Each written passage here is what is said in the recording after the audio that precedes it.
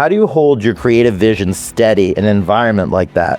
And what does it actually take to be someone athletes trust with that side of their identity? As far as like the creative side of it, me personally, like I think if you know yourself creatively and your taste, if you can just apply that like 30% of it to whatever like the client wants, I think that's a good way to kind of judge like being able to take both sides of their worlds. Like for example, like Obi I work with, like I try to bring Obi Toppin for the Pacers. Yep. You're in high school, yeah, and all of a sudden you're working with Marcus Smart in the NBA. Like, how does that happen? It was knowing the right people and luck.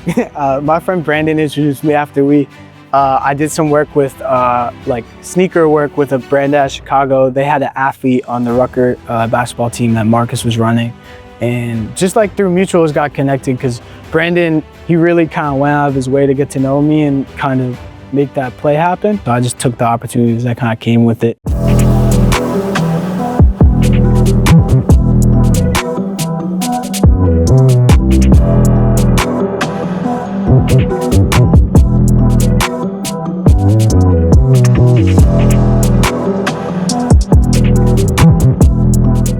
On this episode of Partners and Plugs, I'm sitting down with Aidan C. Marshall.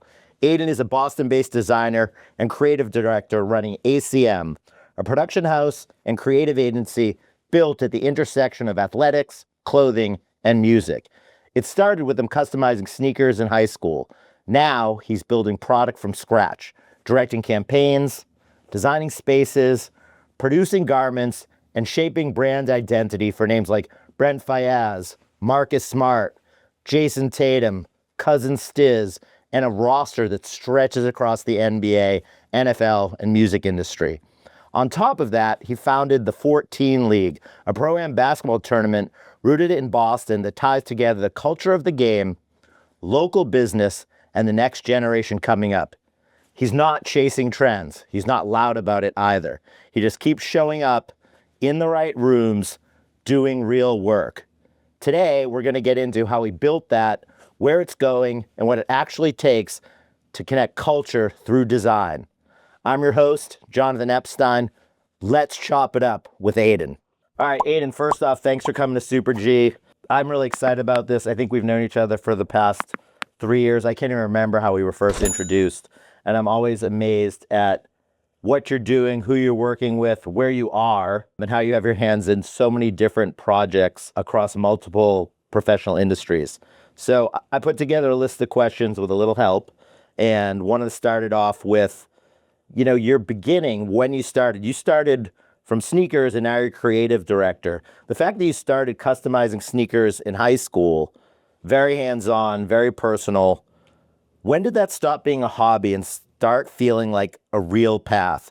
And what changed in how you moved once you realized that it wasn't just a hobby anymore, it could become a business? That's a good question. I think it really switched over once I just started getting like involved in more projects that like were in different lanes. Like I started seeing a lot of things that I was interested in, wanting to do, and I wanted to jump into them, but they were so different from sneakers.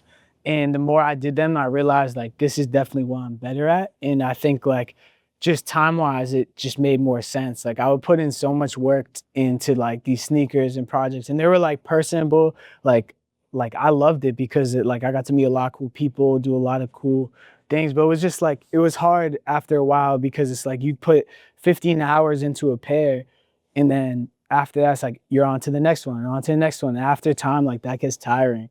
So once I started doing like more projects that like were like in the creative direction route or like product design, like that wasn't necessarily like as hands-on, it just made a lot more sense. So you're in high school, you're 14, 15, 16, and you are buying sneakers and decide you're going to customize them. Like, where did that come from? What were you inspired by to start doing that? It was really simple. I was always into creative stuff like art, sneakers, clothing, all that type of stuff. I know, it's a fly hidden shirt, by the way. Appreciate you, my boy. Straight from the source. But no, yeah, I was always into like that whole world. And I think I saw people online start to like post like doing custom shoes and stuff like that. And I had a friend in high school who was actually a Yankees fan. He was like, can you do like a Wait, what? Yeah, he was a Yankees fan. And he was like, can you do a Yankees pair for me? I was like, yeah, sure. So I tried it out. And then like once people started to see it and like pick up on it, it just kind of started like rolling. Just kept going. That was through end of high school, That was like, nah, it was probably my freshman year. freshman year. Yeah. And then I Okay. think I stopped doing pairs like senior year going to college because I was going to Indiana. So Right. it was like I was trying to decide like, am I gonna bring all my like stuff from Massachusetts to Indy and like do it there? Or like I was looking at studio spaces in Indiana trying to do it in class. And then like once like the logistical side of things like stopped making as much sense, I think that's when like my mind opened up to like, well, why don't you try this or like look into this? But it was like that I was so set on like I thought like designing sneakers and like doing that for like Nike and New Balance, I thought that was the lane. Like I thought that was what I was for sure gonna do. Amazing. Yeah. So you mentioned, graduate high school, go to Indiana University, college football champions, Yep. Big win. 16-0. Big win. So you went to the Kelly School of Business, which isn't the typical route for designers. Yeah. How do you feel that shaped the way you think about your creative work? And when you're sitting across from a client now, does that background at the Kelly School actually come into the dynamic? How does it affect how you work? Yeah, I think like I knew going into school that like you can't actually my dad would preach this a lot. Like you can be a really creative person, but like to monetize it is a whole different thing. So like I knew like the creative side of things, you need to be able to monetize it because it's like as much as it is like art and brand building and you're trying to tell a story, like the business side of it is just as important. Like it's kind of like yin and yang. Like you really need both sides for it to be successful. And I feel like, 100%. yeah, 100%. I think I told you a while ago, like Pharrell has a quote that I love where he says like creativity or business without creativity is a waste of time and creativity without business is victimization. Or it might be flipped. Like that was super, super true to me. So that's why I went to the business school was because I wanted to learn like more about how I could make what I love to do into like a business and like build it from there. Mm-hmm. So when you look back on your 4 years, do you feel like you got the education you needed so once you left, you can use those skill sets across different platforms with different athletes, different companies? I mean, like going to the school, I think like while I was in school, I was still like learning about like what I was into and trying to figure out what I wanted to do. I always knew like the direction. Like I always knew like the first step in like in front of me. And that was kind of like the guideline is like, all right, what am I gonna do tomorrow? Like pick up from there. But I feel like it's not like I opened a textbook and felt like, oh, this gave me all the business answers to try to fit. Like it's just as like creative work as it's problem solving.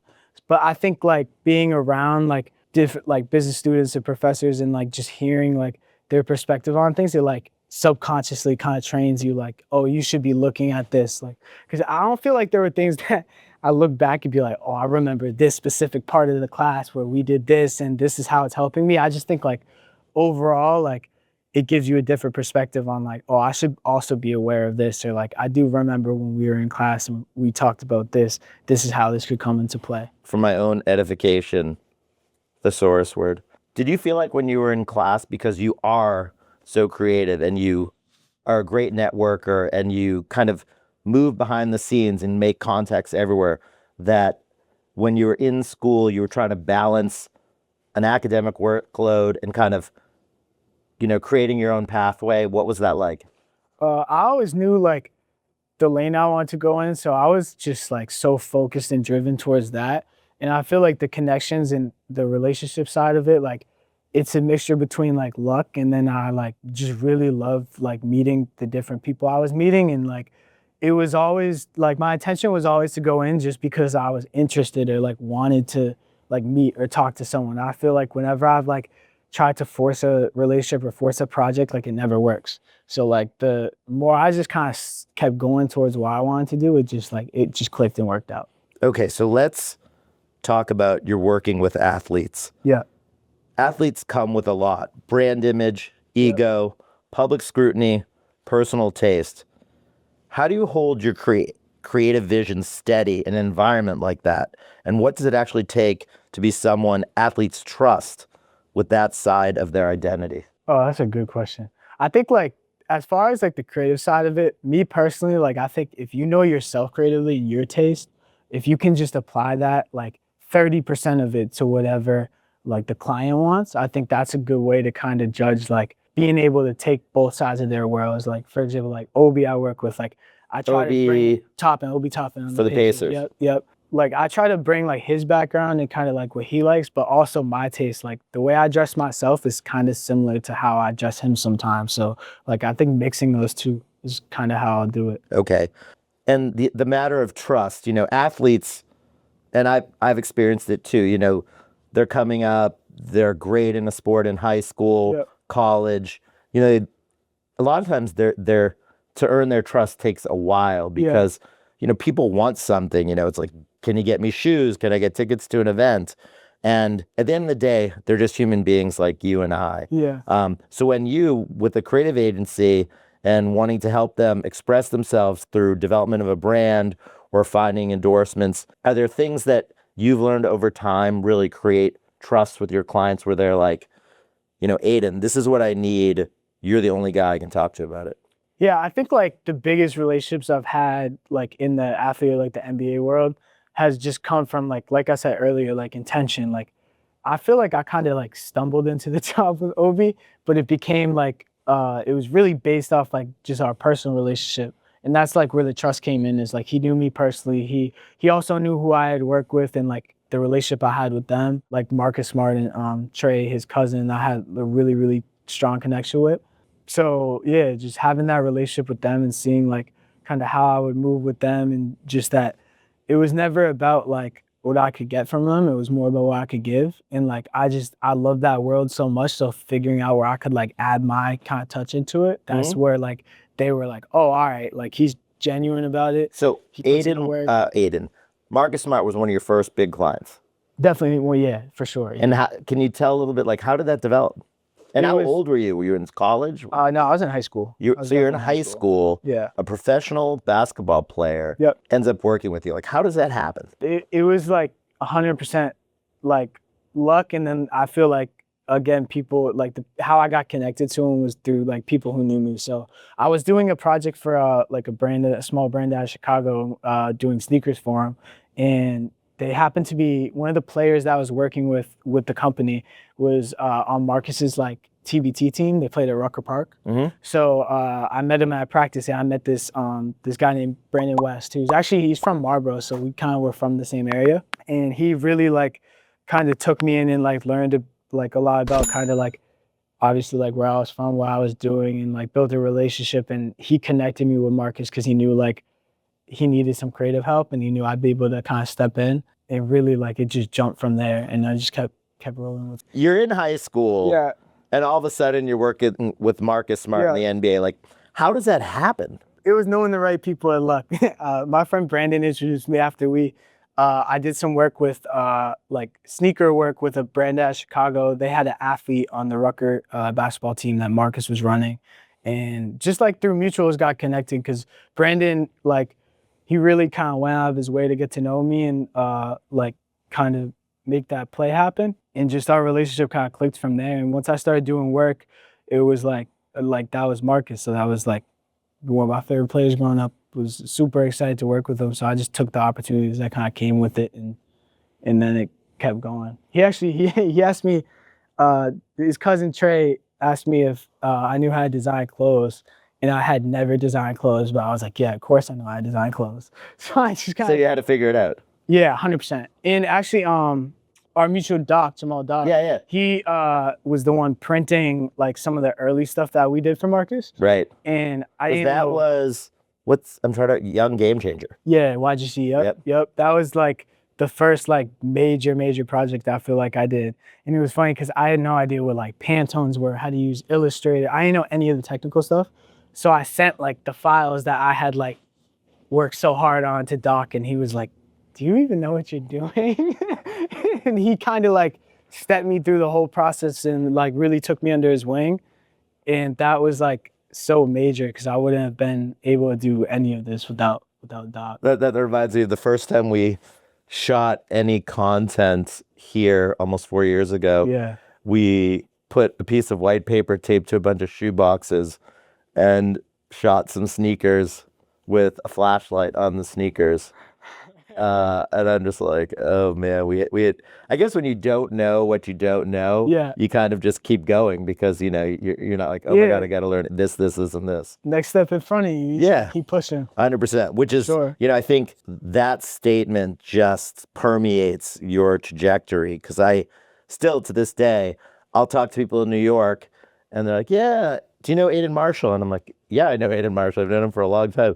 Like, oh, I just met him at this event or someone introduced me to him. Yeah. And, you know, I think a lot of times for people building their own network, their own brand, their own skill set, you just have to put yourself out there. And it's perfectly okay to, the way you do it is the best way because you don't need to be the loudest voice in the room. Yeah. You just have to be a great listener. Yeah. And then when you have something to add it. But you build your resume of work and people will come to you, Yeah. which is what's happening now. Yeah. I think people listen a lot more too, like when you talk less. Like if you're able to like give really good input, but not, like you said, like not necessarily be last, when you do say something, it's like they pay that much more attention because you're not feeding them too much information. Right. I've learned that the hard way because I love talking, but I hear what you're saying. For sure. Okay, so let's talk a little bit deeper about athletics, music, and fashion because today really they're tied together. I mean, you can see it all over the internet. Yep. And you see how athletes are involved in music and they're really focused on fashion as well and starting their own brands.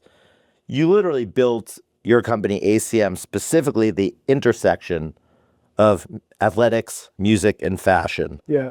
Why do they pull toward each other so naturally, in your opinion? And where do you see brands getting it wrong when they enter that space? I mean, I think it's just like, it's the culture and how it's developed. Like rappers want to be basketball players and basketball players want to be rappers. Like a lot of those circles like kind of link together and like. J. Cole's a good basketball player. Yeah, he played pro in Canada. Shout out to J. Cole. Yep. We know you're a follower under an assumed name, but thank you for the sport. Yeah, for sure. But yeah, it's just the worlds link together really naturally. I also found like when people started taking from like those different worlds and putting them together into projects, like when people like perfect example is like Set Free when he did the And1 mixtapes. Mm-hmm. Like that was a perfect example of how he's mixing like music and sports, and it like took off because people have such an emotional connection to both. So like it's just like that much more like culturally relevant. So that's why I love it. Is like it's my interest, but also it's just like it comes together so naturally. Like you could pull from those areas and find completely new ideas. I can remember back in the day, Spike Lee with the Jordan brand, you know, putting those together with Public Enemy and the music for Do the Right Thing, and you're sitting there watching it as a young kid, like, who is this band? You know, look what they're wearing. Yeah. It was just a perfect convergence of those three. My Adidas. My Adidas, yeah. Adidas. I mean, somewhere around here is the missing Run DMC member in one of my figurines. God only knows where he is. Okay, so you're seeing this happen. You gave a great example of And1. Yeah. Are there any brands you see that you're like, could be improved upon, or you're like, it's not the way I would do it? Because you get to see everything. Yeah. So is there anything, and it's perfectly fine if nothing comes to mind, but are there critical elements to success, you think, when you're blending all those? I think it's really just about taste. Like, I think, like, you could pull from, like, each world, but if you don't, like, put your own taste on it, it's just not going to come out the right way. And I feel like I always see something and be like, oh, I could do that better. But that's also, like, my perspective on it. Like, I'm sure, like, other people might gravitate towards, like, projects that other brands do, like, differently than I would. But, yeah, it's emotional, too. It's, like, I think nostalgia ties into it. I think, like, people kind of jump towards different projects for different reasons. So it's case by case. Let's go a little bit deeper. This isn't on my list of questions. So nostalgia, especially with basketball, you know, you talked about Rucker Park. I can remember going to Rucker Park when I lived in New York and seeing like Sweet Pea and all these street ball legends. Yeah. And then NBA players would pull up and literally there was security because it wasn't that safe to go there. And as a white 22-year-old guy sitting on one of the courts watching all this, you know, you saw fashion, you saw music, you saw professional athletes. You know, that nostalgia, do you feel like any brands or any projects you've seen in the last couple of years really stayed true to the nostalgia of, you know, the predecessor? So if you look back on projects like Nike, Adidas, and you're like, okay, they're doing something new, but this reeks of, you know, 1980s Allen Iverson Yeah. this, or, I think we all get, especially as we get older, we reminisce about the things that really, lit us up as, high school, college students. For sure, yeah. There's a lot of stuff like that. I feel like more recently, like people are going back into that bag to try to like bring the old stuff back. Like that's been with the retros and with like not even just clothing, even like music. Like you even see like Leangelo Ball, he's been pulling a lot of like 2000 style into his music that he's been coming out with. Or like Trey Mann is in the league. He's the way he styles himself is very like Allen Iverson like esque. Is definitely people are definitely trying to bring back like the old stuff that they're into. It's just people do it so differently. Like and it's also subtle too. I feel like all the Anthony Edwards campaigns that have been coming out with Adidas, slightly like Michael Jordan coded, like all the old Spike Lee ads, like just the style of him and like how he presents himself is really similar. I think a lot of brands are like using nostalgia right now to build what they're doing, which I think is great because it's like old now isn't going to be what's old in 5 years. So if you keep pulling from the past and like what you have now, you're always gonna have a new idea. And I also think, the younger generation, the 16 to 28-year-old male and female, like they're looking for mentors, people that are role models that aren't necessarily athletes all the time. Yeah. So the people that, quote unquote, know what's up and can tell them the historical reference point. Yeah. So when they're seeing something, why it's cool, or say, check this out, this is what they're trying to do. Yeah. Like that's where it connects and they get a deeper appreciation, especially the NBA. So like 80s NBA basketball, you look at like the Detroit Pistons and Bill Laimbeer and everything that went down then. I mean, that was marquee time in the NBA. And you watch today's basketball, it's very different, but that's what it was built upon. Those players that just, it was physical, it wasn't pretty, and it was just, you were gutting it out every single play. Yeah.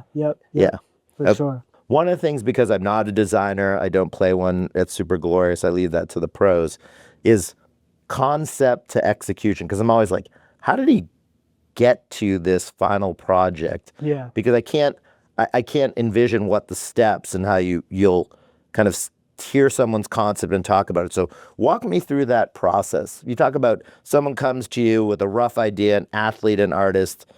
How does that become something real? And where does the creative handoff to logistics actually happen?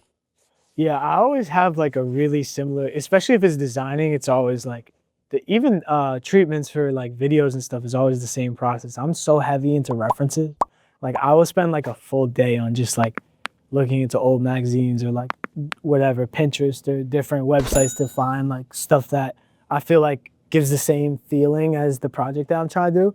And I just like get as many references as I can get till I really like exhaust myself with it. And then I find like my favorite parts of each and just build off of that. So like if I saw like a t-shirt and I really like the neckline of it, I might take that piece of that shirt and put it on this hoodie. So like it's a whole different idea. So you're getting that deep into the minutia of the elements. 100%, yeah. Wow. Even with graphics, like the way things are shaped, the texture of it, the color of it, how it's layered, like I pick out my favorite part of, I'll take like my top 100 references, take my favorite part of each one and figure out how I can like implement it. And then the aftermath of it is really where I kind of get logistical with it, especially when it comes to clothing, because like I learned early, like especially if you're screen printing, like a certain amount of colors is gonna cost more than like if you were doing like 3 versus 10 colors. So I figured out, I started doing a lot of like one color print stuff because it was like budget restraints, but then I kind of realized like it makes more sense to like really see out your initial vision and like try the craziest idea you have and then scale it back based off the budget. So like the logistics stuff always comes after. Right. Yeah. So do you present like a full concept, and then when they talk about, as it moves in a direction because you get buy-in, then it's budget? Yeah, I mean, I try to get the budget at the beginning just so I have the idea of it. So then it's not like you're going back and forth like, does this work? Oh no, this budget doesn't work. Let me restrict it and then go from there. But I definitely just try to like not give myself any limitations for the idea. And then like, obviously once if I had the budget in mind, like afterwards I'll be like, all right, this is how I know like roughly it might cost this and this is how we can get there. Okay. Because then you can even be like flexible with it. Like we can compromise on this part of the project to get this part because this is more important. Right. Yeah. Interesting. All right, we're gonna switch gears. Yeah. The 14 league, the basketball Yeah. tournament that you ran. I think that's how we first got introduced when we That makes sponsored sense. like 4 years ago. It might have been right when we started that summer. Someone, maybe Yeah. Yep. Jamal Dockery connected us. For sure. He didn't just build an agency. As you can tell if you're watching this to this point, Aidan's got his hand in a lot of different things. He's kind of like the Pharrell Williams of Boston. He didn't just build an agency, he built a pro-am basketball tournament. Yeah. So I don't even know what age, but you're sitting there and you're like, you know what? We need a basketball tournament in Boston. What was the nucleus of that idea that you decided you want to create a basketball tournament in Boston? And how does a project like that connect back to larger work that you're doing now? Yeah. It was like so funny because right after I had done the first like collection for YGC and we released it at Concepts, we had like this like Concepts event. And I remember it was like the day before Christmas or a couple days before Christmas. And it was my first time that I'd ever like made something and see people like go in the store and buy it. And like it has sold out. And That was amazing. so crazy. It was like, especially because I had no expectations for it. I was just working towards it because like it was Marcus Smart. I wanted to do it. And I loved the story behind the brand. And like, it was just, that seemed like the next step. But I got home and I was like, that was so crazy. Like, how can I do something where I can like have an event or be a part of something where I could see like my work like get, like people enjoy it firsthand. And like the first idea that came to my head when I got to the house was like, I don't know why we haven't done a basketball tournament. And then it kind of turned into like, well, I don't want to just like, I don't like to just do things just to do them. Like I want to have a, like either differentiate it or have a reason behind it. So I was like, how can I make this different from every other basketball tournament in Boston? So I was like, well, I'm really big into like, obviously the music and the fashion side of it. Like those would be really cool vendors. Like Marcus is such a big part of the community. Like how can we implement the brand to make it stand out? And also like I feel like that YGC team that I'm a part of, like they really understand and like trust me with whatever I want to try to do. So when I brought them the idea, they were like 100% game for it, and they really like helped me. I wouldn't be able to do it without them for sure, but it was a lot of work. It was like 6 months of me stressing over trying to put the pieces together. And I think we raised like, I was 18 or 17, and we raised like $30,000 for like the prize money and all the logistics of it. And there were so many things that like got in the way with like trying to get like city permits and all these different things. And like it worked out in the end, but it was so stressful. But it was like, that was like, it's still to this day, like by far the most thing, like the proudest thing that I've done. Cause it was like, I was so young. It was like something that I worked so hard for, and I got to see it like really come full circle. And I got to like, the last game I feel like was of the tournament was I got to like see everything and enjoy it and be like, wow, this is like really crazy. Amazing. Yeah. Amazing. I never got my trophy for the slam dunk competition. Oh yeah, it's still in the mail. Still in the mail. Yeah. I still got ups. Yeah. All right. So if just listening to you, it sounds like you do well with a lot of pressure on you because you have your hands in so many different projects. Yeah. So, sports and music don't wait. There's a lot of pressure working on campaigns that have to line up with different seasons, drops, moments like the All-Star Weekend. What's been your most pressure-filled project so far, and what did it teach you about how you should operate? I think it's all like, for me, pressure is less about like how big the project is, because I think like the bigger it is and the more like usually it's something more I'm more excited about because it's like such a big deal. And when I'm excited about a project, it's like no pressure because it's fun. Like that's when I find like it's the easiest time making stuff. Like when I'm not having fun doing it, that's when it's the most stressful. But I feel like the most pressure I get is the deadlines. Like sometimes they'll be like, hey, we need this tomorrow. Like I think I did a cover for like Cousin Stiz and Shmino on like a single that they did. And that was like a big project to me at the time for sure. And I think they needed it in like, I had like 24, like 48 hours. I had a short amount of time to do it.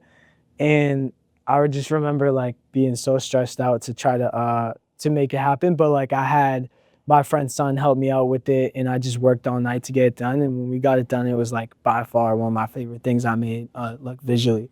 So like, yeah, pressure definitely, like I think it helps like make the best work. But like if I'm enjoying doing it, it's a fun project, like or I at least like have a vision for it, that's when it's like it's a lot more manageable versus like if I was hating it and there's a deadline, it's like I would never even want to be in that situation. I probably wouldn't take the project. So when you're really engaged creatively, Yeah. the pressure kind of goes away. Yeah, it goes away. I mean, it'll still be there, but at least like you're excited about it because it's like, oh, I gotta get this done. It's like it's almost like fourth quarter. Like you're trying to get those last buckets before the buzzer. Like, Right. yeah, you're excited for it, but it's a big deal. Yeah, plus you're seeing what you're thinking in your head and someone's vision Yeah, and making it real world. yeah. So I can see how that would inspire you to just lock in. Yeah, yeah. I think like it's really like the ideation part of it on a short timeline is tough because you're like, well, I want the best idea I could ever possibly think of, but I only have this amount of time to do it. That's like it's pressure, but it's also like it's almost harder to come up with the idea versus like if you go into it like this is such a cool idea. Like what if I do this and try this? And because sometimes you can't flesh out every idea that you Right. want to do and try everything you want to try, but you kind of just got to negotiate yourself and go from there. Okay. We're both from Boston. You're doing this right now primarily in Boston. You're not in LA. You're not in New York. Did you ever feel like there's a ceiling early on because of where you were located geographically? And now that your network is national, how do you see where you're rooted fitting into the bigger picture? Yeah, I think like the way I looked at it was especially because one of like I feel like the earlier projects that I did outside of like the whole sneaker world was with Marcus. It's a small city, so like once you kind of like meet a couple people, like it's really quick to build and like build connections here. Like I feel like in the first like 2 years, I feel like I knew everyone I could know out here, and which was the best because it's like you have all these great creatives and people and stores and resources. But so I didn't really see it like a ceiling for it. But at the same time, it's like I have conversations with a lot of, especially creative people, about like if there's a ceiling for creativity in Boston, like whether they have enough resources to produce like national talent or do. But like also see on the other side of things, like a lot of people who are, especially on the creative side, like more under the radar, who have been so extremely successful that are from Boston, that it's like, I don't know. I feel like it doesn't really matter where you're from. You could kind of make it happen as long as like you stay true to like your creative vision and stuff like that. Definitely think you could pick up on. Because even like, and there's so many projects that I would find out later, like, oh, that was done by someone in Boston or they're from Boston. I had no idea. So, especially in fashion and music specifically. So I think like a lot of people from Boston, like the work ethic is there because it's like it's cold up here and like people, it's just like, it's a cultural thing. It's like a mentality people have out here. They want to work a lot harder than people on the West Coast. But when they bring that, especially in the creative world, something like creative projects, it's just like, I feel like it's almost natural. I feel like it's like if you're from here, as long as like you stay true to like what you're trying to do, it's like you have all the tools to get where you want to go. I don't see it as like a ceiling. Amazing. Yeah. It's interesting you say that because I've been so many places where I'm talking to other creatives or designers. Yeah. And they're like, where'd you grow up? And I said, oh, north of Boston. Like, oh, do you know so-and-so? Yeah. They're from, Somerville or Cambridge or the South End. And I'm like, yeah. And because it is such a small network. Yeah. Yep. Yeah. Yep. Which I agree with you. I think it has a lot of benefits. There's a lot of roots here too that people I don't feel like know about, or like they don't know the history of it, so they might overlook it. Mm-hmm. Yeah. No, I totally agree. All right. So let's get into trends versus taste. And we constantly are discussing this in the office, at the lab, with our partners and plugs, with our resellers, with people, that we're in contact with outside of the office. Trends and taste. The cycle moves fast and social media makes it faster. How do you decide when to lean into what's moving and when to ignore it completely? And how do you protect your own eye from getting polluted by the noise? I feel like me personally, like, especially when I was younger, I definitely liked trends, like try to like replicate or see what's new. But I feel like whenever I get on a project now, it's always like I'm always so focused on like what's the vision of the project that I really don't look at trends. I don't feel like I'm ever trying to like implement trends or like step on. I kind of just go in my own lane, and usually like if it aligns with it and it helps pick up like whatever that project is, great. But I really don't like focusing on trends because like people, I don't know, they pigeonhole themselves in it. Like they try to do a specific style too much, and it's like not true to them. So yeah, I'm not like big on trends, especially like when I was younger, I loved brands. And then the more I like got older, I started like wearing blanks 80% of the time of like $30 hoodies, but it's like simple to me. I love the material, so I rock with it. I don't really, I try not to follow trends. Yeah, for sure. Yeah, I kind of go back and forth. There are certain trends that I feel like, you're thinking you'll be looking at what's coming out the fall, winter, or spring, summer. Yeah, And you immediately know that it was done like 8, 10, 12, 15 years ago. for sure. And just slightly nuanced. Yeah, So I feel like the times I really move or get excited is when I see like a South Korean brand or a Taiwanese brand doing something completely out of the box, and you're Yeah. like, what is this? yeah, And for me, because I'm, always looking at different garments, what people are doing, 98% of the time, I'm just like, looks like this, not interested. Yeah, Or yeah. reminds me of that. I like what they're doing. I love the brand, but it just doesn't move me. Because I always used to talk about how I see fashion as art. And if the people that are really taking the time to create are intentional about it, but also, you get an energy from it, Yep. that's the most important thing. Like we were talking before we started the interview about Stone Island and just looking at certain pieces, and they stay in their lane. They're super dialed on their fabrics, how they introduce new technologies, and they make beautiful pieces. It's not cheap, Yeah. but you're never going to experience a Stone Island piece that you're going to say they just jumped all over a trend. Like Yeah. they never did that. Yep. Yep. Yeah. Yeah. It's tough because I feel like you said, there's a lot of noise. Like I feel like every time I go on Instagram, there's so much cool stuff, and I want to like look at every piece of it. But it's always like the more like subtle stuff that I'm more connected to. Like I feel like the trends, like they're not rooted like in emotion as much. Like people kind of just like love them for the hype, and then they come and go. Right. But like the stuff that's like timeless, like that stuff that's like you have a feeling around it, you connect to, especially like movies. Like when I look at like it's hard. I feel like older movies like connect with people so much more than the new stuff. That like I find myself going back to older movies, older music when more stuff. It's funny when more stuff comes out, I start to go back to the older stuff versus like trying to absorb all. 100%. I always go back to the same Quentin Tarantino movies over and over again because the historical references he has, or the tastes that he built his creative, his personality, like how you can immediately know it's a Quentin Tarantino movie. Yeah. He spent a lot of time researching like Italian spaghetti westerns, certain directors and how they use lighting and shot selection and location scouting. So there's a lot of work that goes into that, just like you're saying with, the work you do, so you can appreciate it. Yeah. And sometimes today with fast fashion or trends, you're kind of looking, you're like, where is this coming from? Like it's just going to be here today, gone in 5 seconds. Yeah. There's a lot of stuff too that's coming out now that I feel like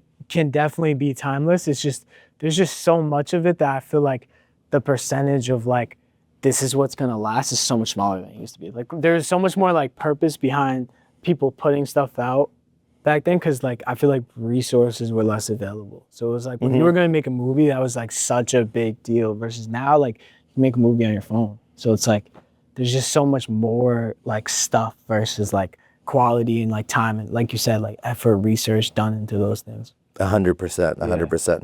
Okay, and our final question before we go into our hot or not speed round. If you haven't figured out by now, Aidan's done a lot of things. You're 22, so 8 years from start with sneakers, and through the span of this interview so far, he's probably talked about like 15, 16 different projects, and that's maybe a tenth of what he's done. Yeah. You're operating across apparel, production, branding, spatial design, web, multiple disciplines. As this grows, what's the hardest thing to protect? And how do you decide what's not for ACM?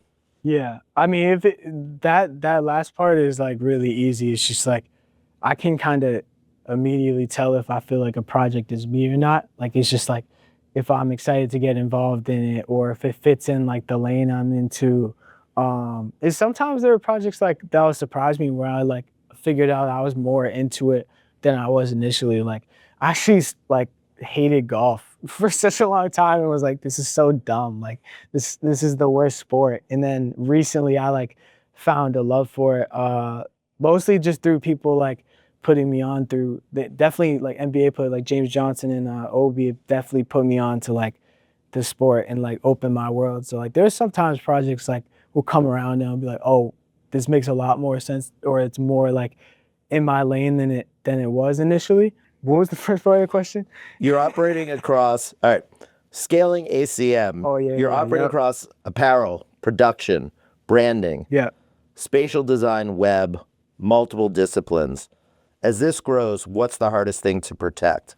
Yeah, I think it's less about like protecting and more about like I feel like trusting your circle because obviously with scaling, like you gotta get a lot more people involved in contacts, which I initially was like, I can't do that. Like I can't bring someone on to help me like put a video together, put this together. But then once I built like a couple like core relationships and even though their style or like what they were doing was different and their personality is so different from mine, like once I I mean, you're found very unassuming. Like, if you're in a room, and someone doesn't know you and you talk about all the things you do, they kind of look over and they're like, really? yeah, for sure. Like you're very unassuming. For sure. Yeah. Yeah, that's just I think that's also just being an introvert and not like when I was younger, I wasn't like into like this. I always like admired like the athletes in the fashion world, like all that stuff I was into, but I was never felt like I was like a part of that. I feel like I watched it. Like it was Right. and watched it grow. And then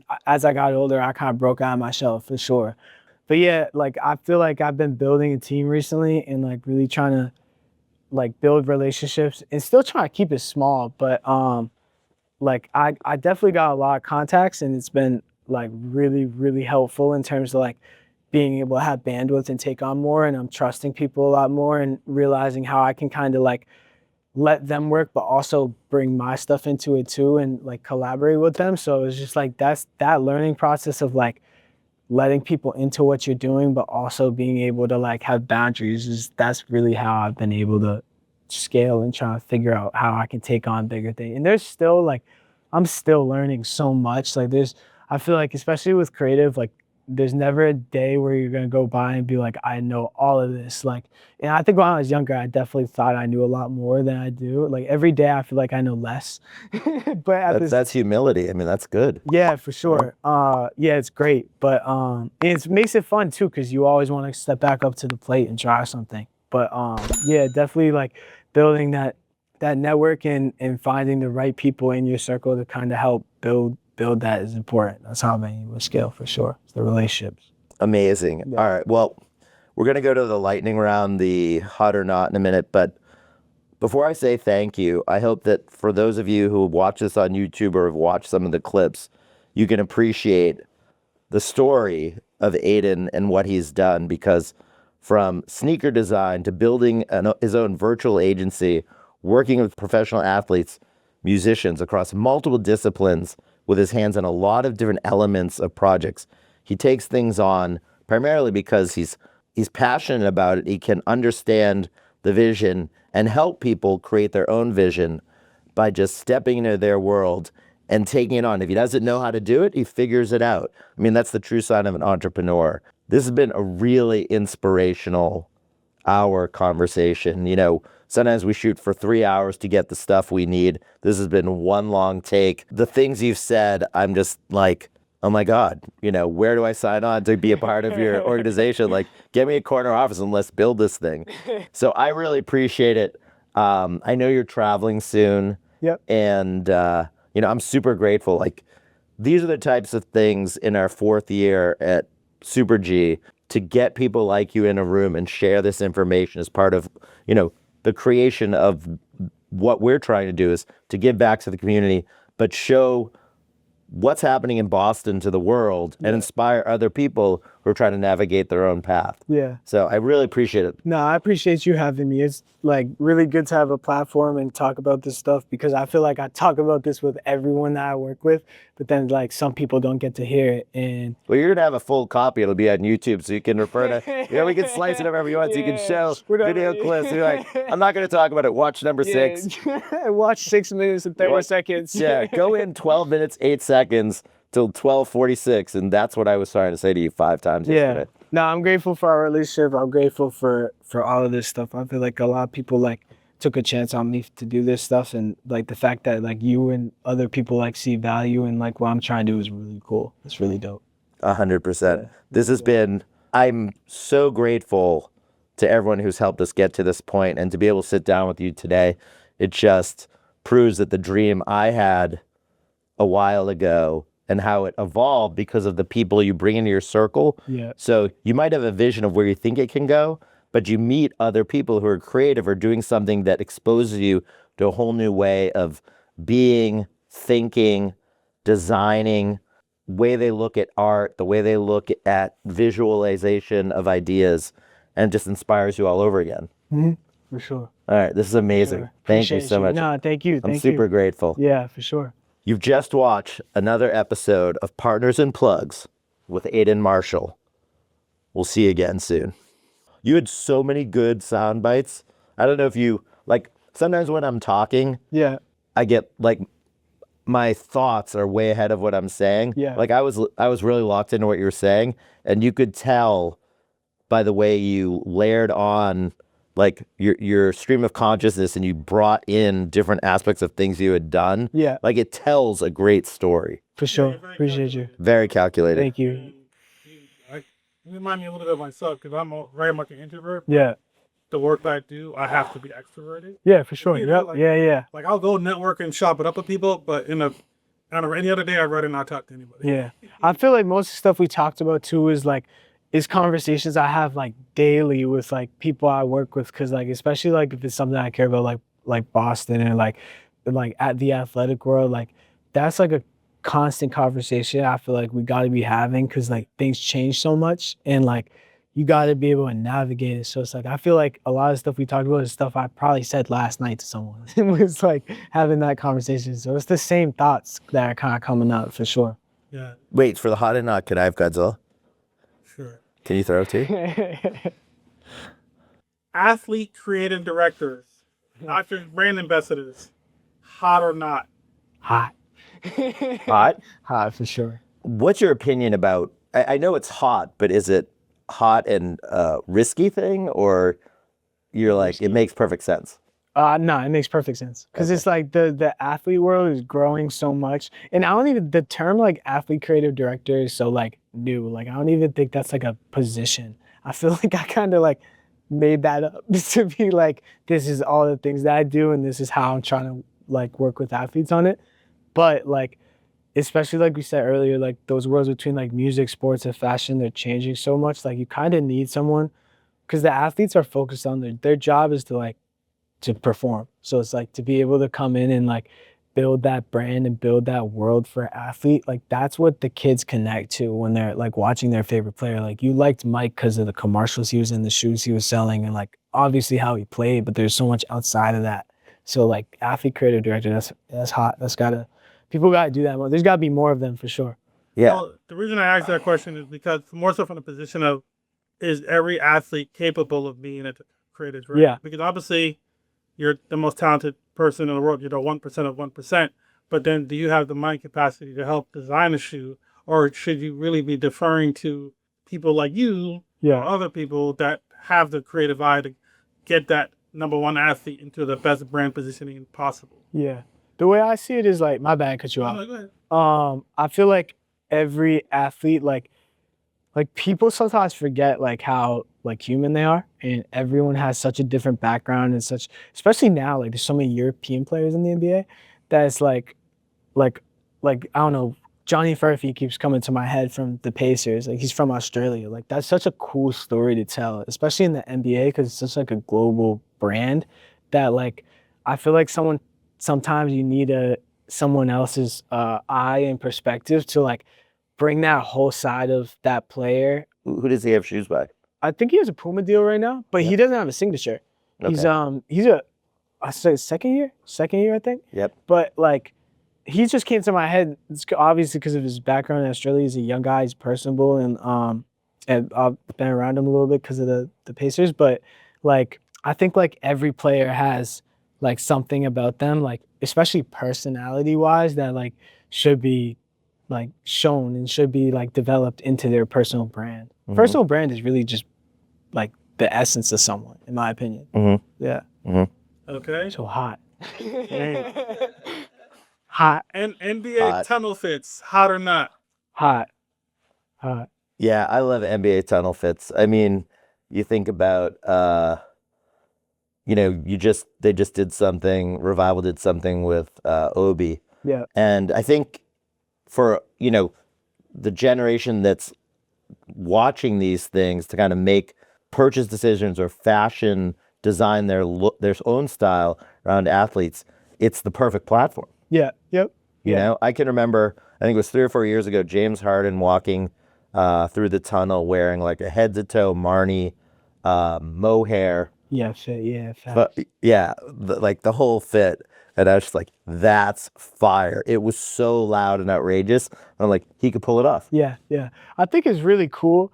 The part where I get kind of like skeptical is like a lot of players, especially who like aren't into fashion, feel like there's an expectation to like show up fly to every game. Right. And that's when people will like go super brand heavy or like, and then I feel like some players definitely like dress kind of the same. Mhm. I feel like the great part about the tunnel fits is like if it could show a player's personality, or even if it's like if they're into it enough where they can like reference old fashioned points like how they used to dress in the 2000s or stuff like that. Like that's the stuff that grabs my attention, where it's like it either really fits them personally, like their style, or it's like it's referencing like some old piece of like NBA history. Like that's really cool to me. Right. I always like him watching what LeBron is wearing because I feel like, obviously he can wear anything he wants, but he's really, I assume he has a stylist, but whoever's working with him or himself,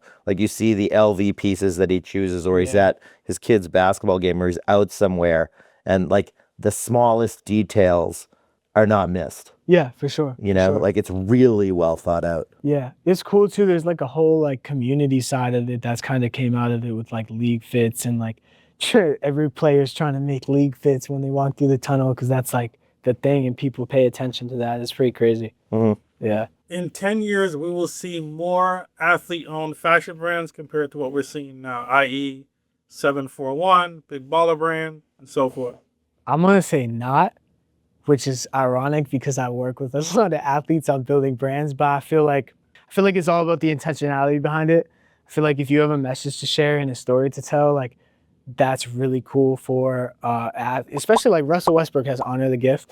Like that has a lot of his LA background involved in it, and a lot of like his political and like personal stances on things are involved in the brand. And I think that's so cool because like it's such a big part of him. But I also feel like sometimes players will create a brand just to say they have a brand, just to try it, because it's like that's the thing to do.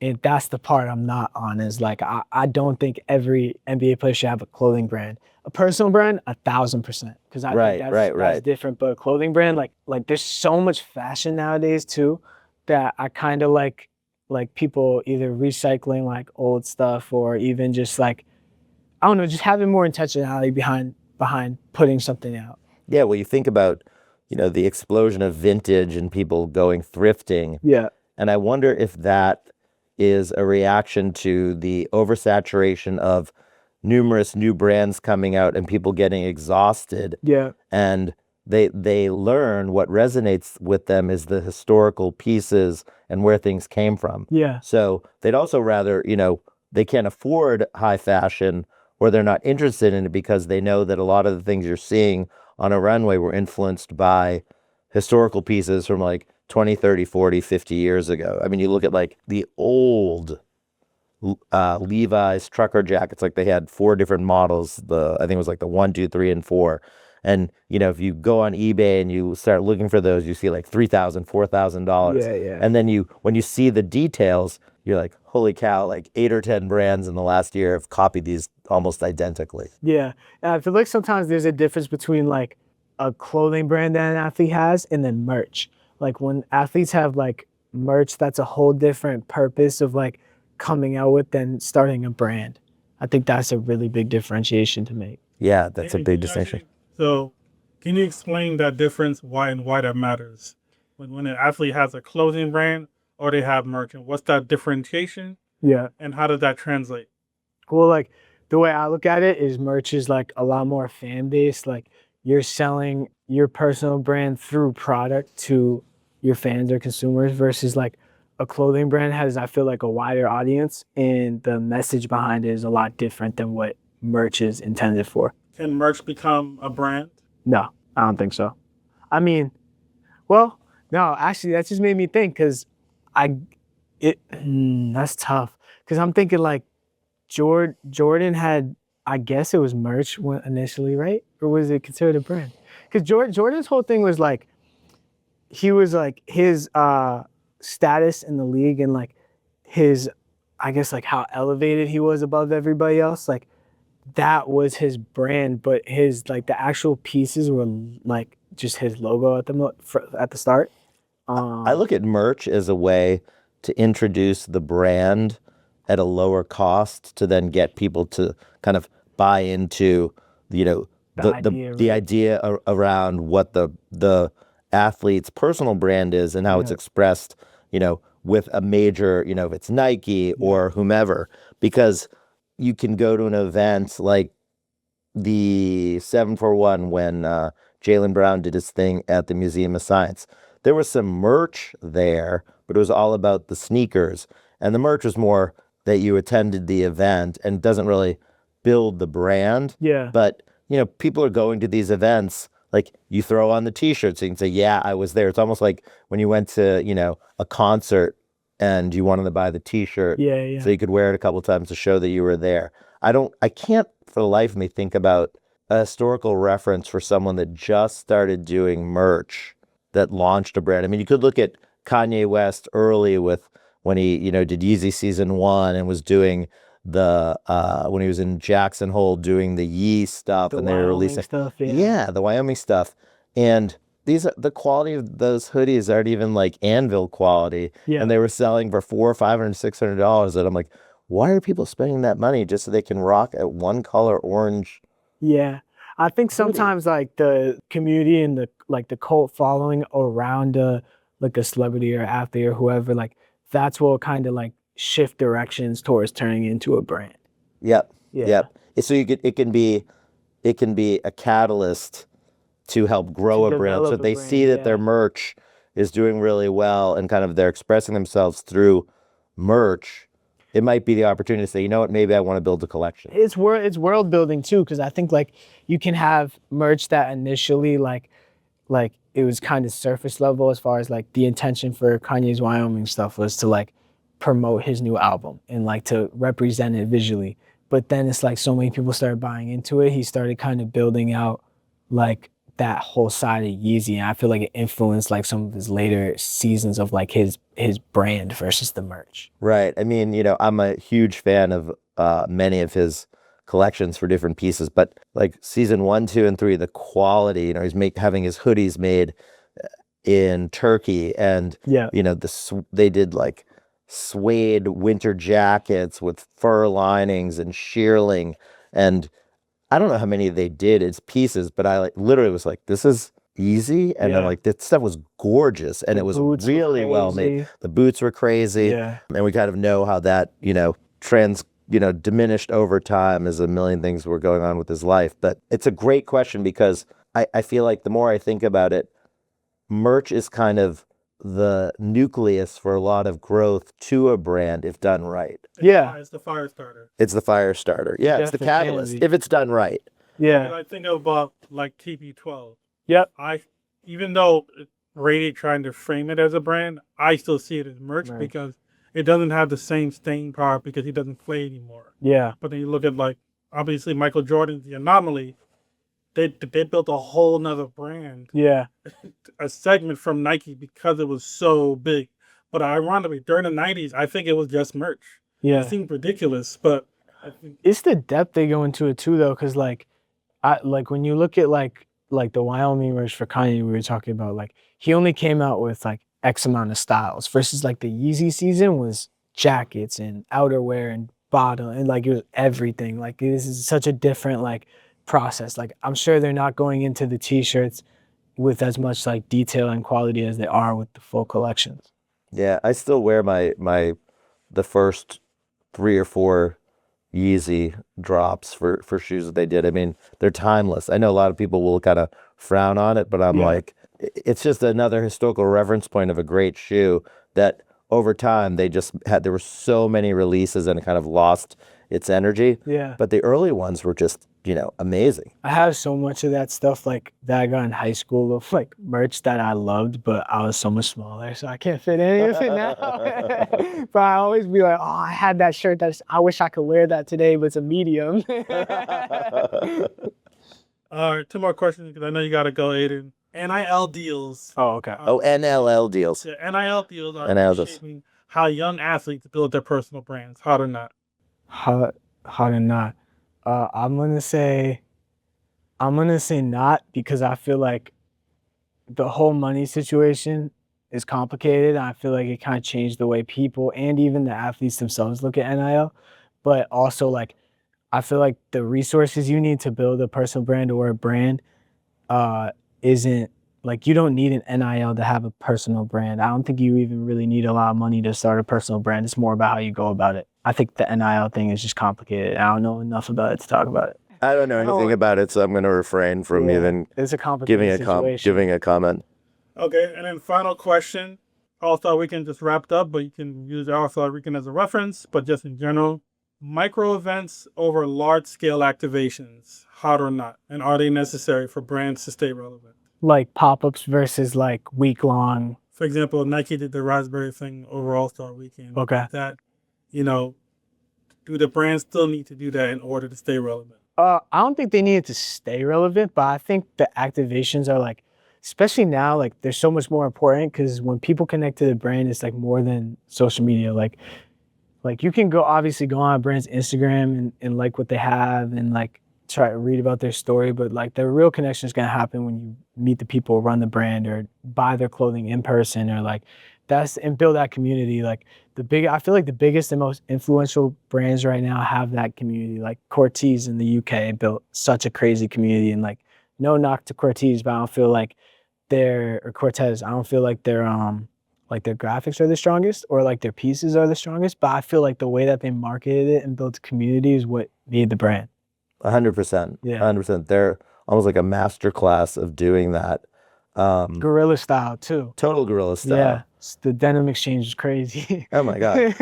Oh my God. That's And so there are dope. so many brands that will do these smaller events that just, one, it creates more momentum for the brand Yeah. at different times of the year. So it's strategic about when they do them, but it also impassions the people that are really loyal to the brand because if they're in attendance, it just, their allegiance to the brand just tightens. I mean, they're like Hidden did the ASICS giveaways in New York where they had the posters up around town. Yeah. Like those are things you'll remember forever. Yep. It's not like with Supreme where you're waiting in line and hoping you're going to get something, or waiting outside and then someone walks out with a skateboard and you're buying it for a markup. Yeah. Like super intentional.